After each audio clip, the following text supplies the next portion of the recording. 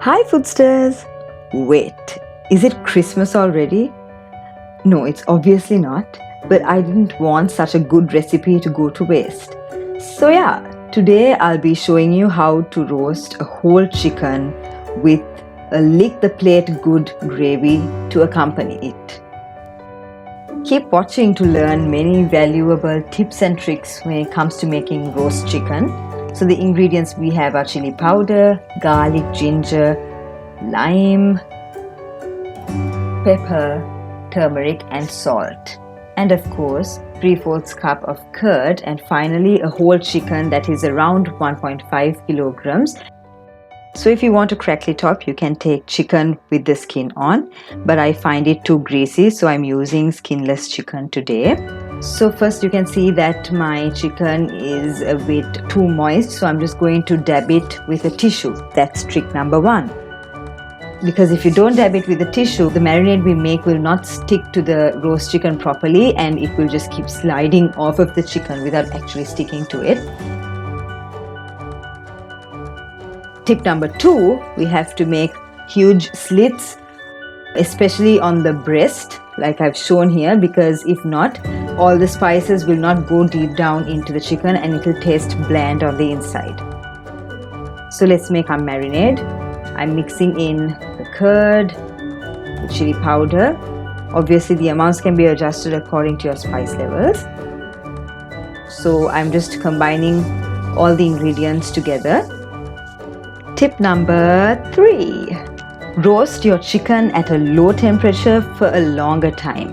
So today I'll be roasting it at 180 degrees Celsius for 1 hour, and that is because when using the rotisserie mode, your chicken gets dry, all the stock is going to go to waste, you have to clean your oven, you don't get stock to make a gravy as well when you use that mode, and you can get juicy and evenly cooked chicken. Tip numero 4 is perfect marination. If you don't have the time, you can bake it straight away, but I would leave it for around 4 to 5 hours. Another thing is massage that chicken really well. Make sure the marinade reaches each and every nook and corner of the chicken if you want it to be juicy and spicy throughout. So as you can see, we have got a beautifully roasted chicken here. This is where tip number 5 comes. Make sure that as soon as you take the chicken out of the oven, you brush it with butter to make it look glossy and to get some of that beautiful butter flavor infused into your chicken.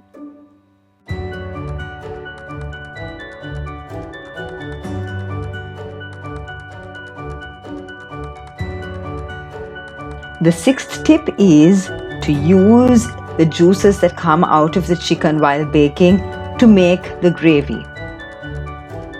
This is the best chicken stock kind of thing that you can use for your gravy, not anything else.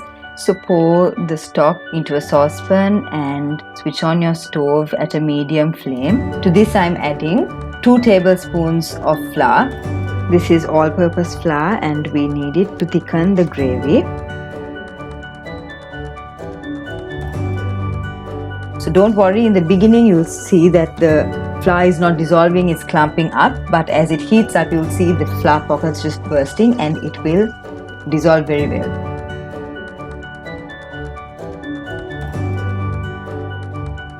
Once this comes to a boil, we'll add in 1/2 cup of milk and stir it in gradually.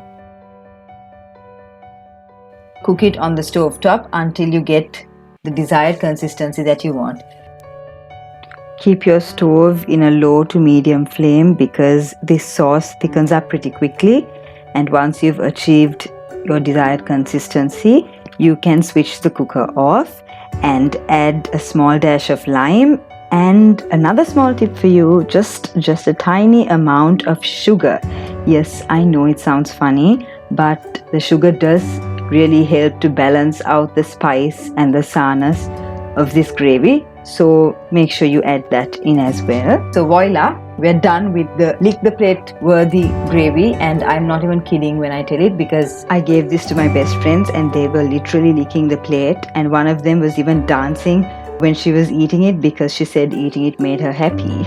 So to make the chicken look presentable, I am pinning its legs onto its body with some toothpicks here, and I'm just placing it on a normal cutting board. And this is how I would serve my whole roast chicken along with the gravy. We'll pour the gravy into a gravy boat or any bowl that you have and serve it. The next important part is, of course, presenting it and obviously cutting the chicken. Maybe I'm not an expert, but this is how I would serve it to my family. First, I cut the legs off from the thigh bone part. This one actually comes off pretty easily if you see. See, it just came off, just like that. You can see that the underside of the chicken is slightly on the moist side and not on the roasted side.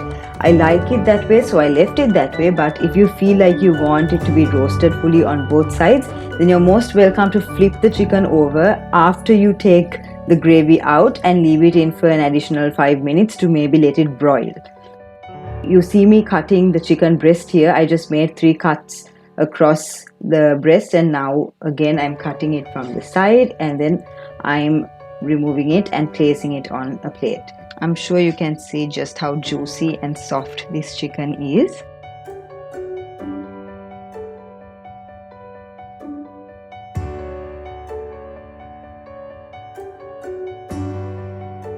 So then obviously you pour the amazing gravy on top of the roasted chicken and then shower it with some salt and pepper.